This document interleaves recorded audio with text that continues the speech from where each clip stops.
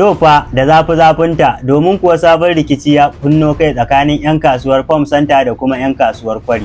Hakan ya samo asali ne akan bidiyon da Abdul Turaki ya fitar yana mai cewa wani ɗan kasuwar Kwari ya je wajensa aron motoci. Kamar yadda za ku ji a cikin wannan bidiyon.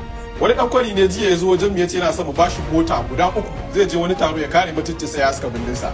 Sai da muka bashi motoci za a tafi na ce ba Allah kamata ka canza wannan shigar taka dan bata dace da motocin nan ba. Wai sai ya fusata na gaya mai bakan magana dan me shi na dan Kwari wajen ga mai zancen shadda ai su ne gidan shadda. Na ce kai ma da rufe mana baki. Dan Kwari da sai mutum ya yi kodan kwantena ta fi guda 150 amma ba ku iya dinkawa sai shadda ta rage yadi 2 yadi 1 da rabi kuke dinka. Na ce mu zaka gaya mana an muke siyan kaya ba muke siya ba ku sai da kuke kuma muke siya ma dinka. Sannan ya shiru da bakin sa. Na ce ni fa da za a bani MD ma na kasuwar Kwari. Da duk sai na mai da yan Kwari ga baki dai sai na mai da su yan bindi na gyara muku tunaninku.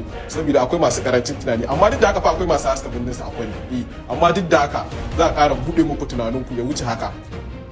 Sakin wannan bidiyo na Abdul Turaki ya fusata 'yan kasuwar Kwari inda su ma suka dinga mayan masa da martani babu kakkautawa kamar yadda za ku ji a wannan bidiyon. Yauwa na ga wani dan Farm Center mai sai da sikiringa da kwaba yana so ya taba 'yan Kwari. Kana wai dan Kwari ya zo gurin dan Farm Center ya ari waya ya ari mota. Ka kula fa kirarin da zaka ji ana kana dabo ko da me ka zo an fika da kantin Kwari ake ka kula ka dafe in ba ka ba za mu turo yaro mai irin shekarun kai sai plaza ku ya mai da ita sto.